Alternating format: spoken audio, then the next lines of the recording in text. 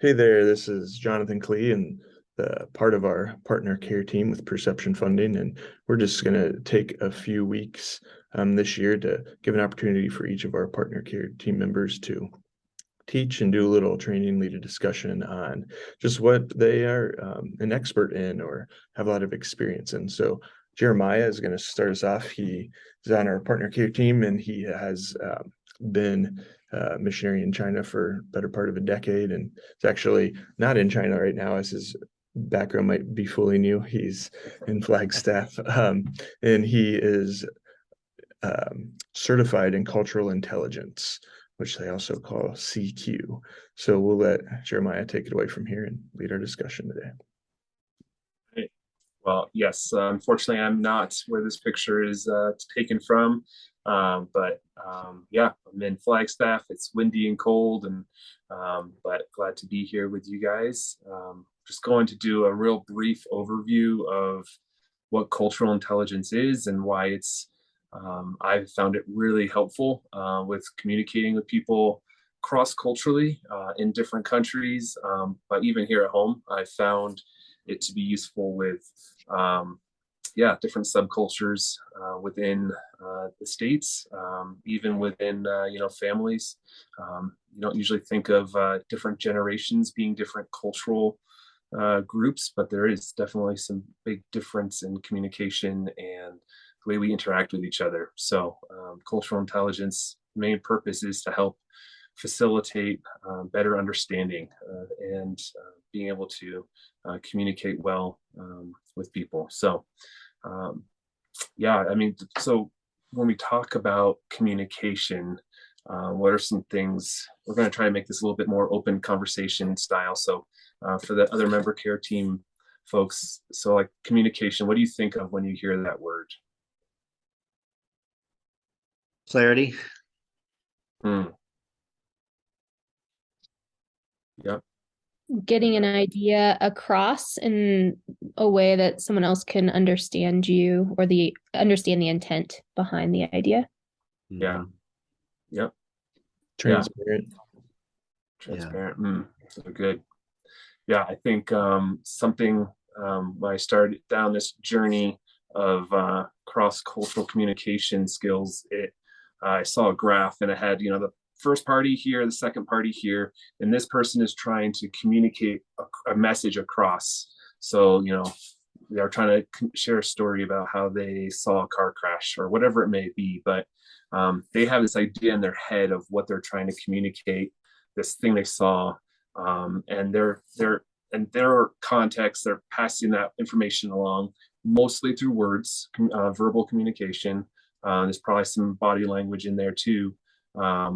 But that message is being kind of encoded and tossed out there through the air, and the other person's receiving it. And we can do our best to make sure that the other person understands it through the words we speak, but how the other person hears it is on their end. And so it's obviously still the communicator's responsibility, but the person receiving that information also has a lot of responsibility in understanding what is being talked about and how to interpret those words. So a lot can happen from one person's brain to another's when you start communicating, ideas, pictures.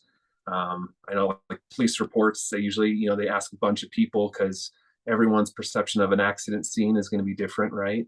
So when we start trying to communicate deeper issues of heart, life, problems, spiritual issues, the love of Jesus, things can get really muddled really quickly. We're wanting to communicate because this is what God created us for. And so I think that's the main motivator in all of this, is just trying to be able to communicate better.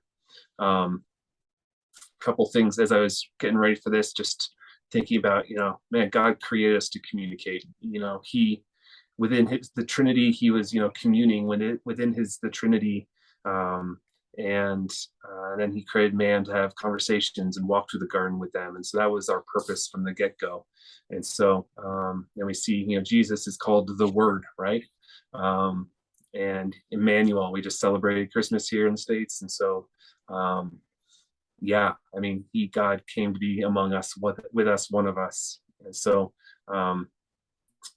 yeah, I think priority of Jesus and God, the creator God, is that, he wants us to be communicating well. So all of that. CQ is just a program that I've found that it's academically qualified, accredited. It came out of academia. Researchers in universities in Singapore started with it. And so they just started noticing people that were really gifted at working cross-culturally in corporate teams. And so they started kind of diving in, trying to figure out what's a common capabilities among these people that helped enable them to be better at, communicating with people from, all over the world. And they kind of landed on 4 of them. We're not going to dive into those all today, but those 4 capabilities it's a continual cycle, and they keep feeding into each other. And it's a tool that I found helpful, printed off, put it on my wall, just kind of reminds me, oh, hey, I need to be better at this capability, or today I need to be practicing this, and just that intentionality. And that's kind of the main goal of all this. And then the second part is going over 10 major cultural values that are found around the world, and almost in every culture. And so they kind of compare and contrast different cultural values among different cultures. So just an example, there's being cultures and doing cultures. And some of these different cultures are going to be more extreme than others. And so basic example would be, like Germans tend to be a little more rigid on time. Those are kind of high values in that culture. Whereas maybe some Latin cultures are going to be a little more focused on the being and interested in just kind of hanging out together, even if not anything is being necessarily done in that interaction. And so, we're all going to fall somewhere on that scale, what things we value. And so kind of going over those helps us kind of have a perspective of where are we at in those scales, those different cultural values, but then also where are the people that we're communicating with, where do they fall in that? So then when you have your benchmark and where they're kind of roughly coming from, then you're able to kind of bridge that gap easier because you have awareness of it. Big danger in any kind of communication, especially with cross-cultural communication, is these assumptions that, like, well, of course he knows what I mean, right? Or like, well, that's normal. Like, I shouldn't have to explain myself. Those kind of things are really dangerous thought patterns, because we don't necessarily know what is actually getting transferred into our communication then, and we're receiving other people's communication and completely getting the intent wrong. So the goal is all about just making connections with people. So that's kind of the 2 main parts of what cultural intelligence is. And then just the 4 capabilities are just practicing those. And then the 10 major cultural values are for just awareness and helping us be aware of some of these major differences there. So that's kind of a quick overview of it. We can, over the next 2 weeks, we'll dive into each of those more, but I think the main point that we need to talk about, it really is today, at least, is just, what is culture? So I've rambled on here for a little bit. So what when you guys think of the word culture, what are you thinking of? What comes to mind? Sorry, can you say it again? Oh, never mind. And, one of the things that jumps out to me is just, simplicity of like food and, music and, the culture of food, music, style, things like that, Yeah. which are obviously part of that. But I don't think as much about communication and ways and, like structure. But I know that's there as well. Yeah. No, but obviously food is food, music, entertainment, all those kind of different things are massive. Those are the outward manifestation of a culture. And so they're definitely communicating aspects of it. But yeah. I think about belief systems, values, priorities, Mm, yeah, and I like what that. kind of drives Priorities. Oh, sorry. No, I like that word. That word you said priorities there. Yeah, like what are those things that we're putting first versus, letting go. I think just outside of the United States, I've spent most of my time in Central and South America, and so that being part that you talked about, Mm, we're just good at being together, and there's this loss of time mhm. piece that when you discover how long you've hung out with someone, it doesn't really matter, and like just keep hanging out, and those Yeah, are those are what there's different pieces of that within each culture, um, yeah, is what really comes to my mind. yeah. Well, with that specific cultural value, there's actually a really great story. I've heard it comes from Mexico, but someone else said it comes from Africa, so I don't know where it's from originally, but you can look it up. It's I've seen some videos on it on YouTube, but it's the fisherman and the businessman. Um, and I'm not. Maybe we can link a YouTube video to it later, but it really does a great job of telling a story of how these cultural values are emphasized in different cultures, and so um, yeah, I'm gonna start going off on rabbit trails if I'm not careful here. So, um, but yeah, those are great. Some great uh, definitions and explanations of what culture is. Um, one definition I found, it's a little heavy here, so bear with me. But this is Robert Coles. He says culture is an integrated system of learned behavior patterns that are characteristic of the members of any given society. Culture refers to a total way of life for a particular group of people. It includes what a group of people thinks, says, does, and makes. It's customs, language, material artifacts, and shared systems of attitudes and feelings. And I like the way it starts off there. It's learned behavior patterns, and that's we see this as our kids. We pass on our cultural values to our kids, whether we intend to or not. You say please when someone gives you something, or you say thank you. When someone gives you something, or vice versa. You know what I mean? But the idea of we're passing these things on, what you should be doing, what is right, what is wrong. How do you address your grandparents? And how do you make friends? All those things are actually um, learned, whether we realize we're doing it or not, or passing it on to our kids. So um, you know um, culture really is culture really is the things that um, our sphere of influence has taught us, whether it's intentional or not. And so that, again, going back to that, what is normal, what is acceptable, things like that. So yeah, any other thoughts on kind of how we gain culture or what it is?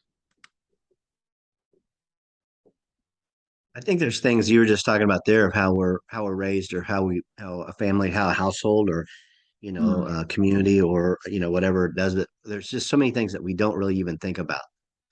absolutely. We've learned a way to do, or a way to act, or whatever, that we don't even think about. And for, again, maybe it's just me, but we don't think about that, how that is influential in um, our culture, passing on our Mm, culture, whatever that is. And so there's just those knowns, or those how we've always done it kind of things, that truly yeah, is part of the culture of whatever grouping of people we're talking about. yeah. No, and it permeates every aspect of our life, you know, from shallow things of, how we, drive the car, to, even it influences our theology and how we interpret scriptures, and how we, interact with people on spiritual matters. And so it really is really, when you start breaking it down, you start realizing, oh man, this isn't just my own thought. This isn't my own, ingenuity or whatever. This is a programmed thing that I've learned, subconsciously. It's almost always subconsciously that we learn these things and create Yeah. those assumptions. So, um, yeah, it's pretty fascinating when you start diving into it. And I'm wanting to go off into 5 different rabbit trails here, but I'm going to rein myself in. So one tool that I have found with culture, it's really easy for someone to go to another culture that's completely different. So like when we went to China, we landed and everything is different. And it's easy to start just writing things off. Oh, that's what they all do. That's what they do. This is what this culture does. And kind of just writing things off. And it's an easy way of kind of coping, honestly, because our brain can't comprehend and dissect every interaction we have. But there is a lot of layers there that if we just kind of write it off as culture, we're missing a lot of value as well as those finer details. So something I've come up with is, we can be in the same household. I've got 4 kids, and each of those kids is completely different. One's an extrovert, one's an introvert. And, seeing that contrast there, they're raised in the exact same culture, had the same parents, same meal times, all that kind of stuff, but we still have different personalities. So when you start dissecting culture stuff, it's easy to kind of just lump it all in. That's kind of where I was trying to get at, lumping things into, oh, it's just, oh, that's just the Asian culture, or that's just, how they do it in Africa. But we do have personalities and families and different things mixed in there. So for me, it's helpful to kind of, when I see an outward action that I'm confused about or trying to understand. So for example, Joe, I see you, you park your car in a certain way you did at the grocery store. Random example here, but I can see that and be like, oh man, Americans, they just don't care. They just park all that's across the line. They're not worried about keeping it straight and parking all the way in. Or I can start taking it back. Okay, start asking myself questions about maybe why Joe parked that way. Is there circumstances? Maybe, he's blind in one eye, can't see. I don't know. But start taking those opportunities instead of just making rash assumptions, but taking time to actually ask questions and try to dig into the why of an action specifically. So, yeah. So for an example for this, kind of like I started thinking about people as like onions. And so that you have the core of the onion, and that's the personality, individual. I personally like spending time out in the woods. I have a friend who just wants to sit in a coffee shop all the time. I have another friend who never wants to be with people. Those kind of things. It's just personality traits that we all have different pieces of, and that's can be expressed through cultural stuff, but not usually. That's usually just an individual thing. The next layer would be kind of that worldview. Those existential questions that form people, like where do we come from? What's our purpose in this world? And so those are mixed a lot with, where you start getting, family, home cultures, even within your community, those impact and influence that next layer of worldview. And then obviously religion really impacts that significantly as well. But then on top of that, again, these all kind of bleed together to a certain extent, and they cross over. But then you get cultural values that we'll be talking about here in the future. But those are the kind of things that are like, what are important to me as an individual? What is important to my family culture? What is important for me be part of my community? What am I supposed to do in that area? Even, that will impact then, picking jobs and every area of life. But then we start getting down into those outward actions that we see. And so all those kind of keep going in there. I forgot to mention kind of the institutions and customs that are more visible on the outside, like marriage, religion, education, governments, how those all work together. So like each layer is a progressive impact constraint on how we act, but also dictates on how we're supposed to act in different situations. Yeah. So, are there any other parts of a personality or person that you can kind of see mixed in with that? That'd be maybe another layer, another dimension of that. One thing, if you think of it in that way, like the onions, I mean, that core, the centerpiece is the centerpiece, so the layers become how we each individually,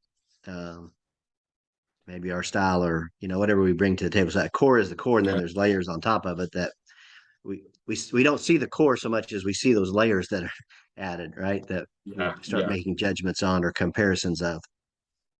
Yeah. And so then you can kind of see too, then, if you meet a new person, you meet a new guy at the coffee shop, and he's open to having a conversation with you, that when you start thinking about those layers, if you, for example, you share the gospel with this guy, 10 minutes into the conversation, what layer are you actually hitting on that person? Are you actually hitting his heart? Are you hitting his, the institution layer where he's thinking through his religious system, who he's married to? I'm thinking especially of, Muslim countries. There's a lot of very heavy, a lot of cultural assumptions that go along with that. And so are we hitting what we're communicating? Is it hitting that outside layer? Are we able to get down to maybe the worldview layer of that individual? And ultimately we want to get to the person, right? We want to really reach them as an individual. But we do have to work through those different layers. Yeah, I think, the goal always is to be able to clearly communicate our intent, have people hear that, and then, trying to work really hard not to jump to those judgments and the assumptions. Assumptions kill ingenuity, kill conversations, kill relationship. And so being curious opens a lot of doors, we found. So yeah, anyways, any questions or other thoughts on this kind of just basic intro? One of the things I thought about, Jeremiah, was when you were talking about going to China or wherever you go and you get off, you walk out and it's all different. I think one of the things that we start to do is just immediately compare to our thing. What is different than that, whether we think it, whether it's right, wrong, better, different. We start to compare, maybe instead of just take it in and see what's there and try to understand first instead of compare first. Yeah, absolutely. Yeah, and that's human nature, I think. Forget who the author is. Excuse me. It's a book called Left Brain, Right Brain. I think that's the title, something along those lines. Jonathan, you read that? It sounds familiar. I can't. Yeah. But kind of just the basic premise is, the left brain is the autopilot kind of part of our life. You don't think about every step you take to get into your car, right? You just go get in your car and you know where to put the key, you know where to reach for the seatbelt. It's kind of that autopilot. The first few times, the first dozen times you did it, you had to think about it when you were learning, right? But you get to that point where it becomes that automatic, and our brain really burns a ton of calories to think. And so our brain is trying to survive and not burn calories. So it's trying to push as many things that we do into that autopilot version of our brain. And so when we bring something new in and start doing new things, the brain's having to work to process it. And so it's always like the right side's working. Okay, what do I do with this new information? What am I supposed to do with that? Am I supposed to throw it out? Am I supposed to log that away? Am I supposed to focus on that and dissect that more? And so every kind of new interaction that you face is burning calories, literal calories, as well as, exhausting you as the thinker. And so when you get thrown into a completely new environment where you literally don't even know which side of the street to walk on or how to cross the street in a safe way, man, that like starts short circuiting your brain. So this is where, these kind of tools, cultural intelligence, can help kind of in a healthy way process all this new information and stimulus and know what to do with it, and be able to get to a better point of transferring these new interactions over to the left autopilot part of our brain. So but so many of us do tend to communicate and work from that autopilot. Well, of course I'm talking to Jonathan, so I'm going to talk, this kind of casual way, and I don't have to be formal. Whereas if I start talking to the CEO of, Coca-Cola, I'm probably going to like try to straighten up a little bit. I'm going to maybe have a little bit more of a different kind of attitude of how I'm communicating with them, just because I don't necessarily know the person and I don't know how formal they are and things like that. So, well, I think that's a great place to start out. In that same book about our brain, it talks about when your brain burns calories, that it naturally disengages, and so that just totally makes sense there about our brains, and that it just wants clarity, so it sticks it on the other side. Yeah.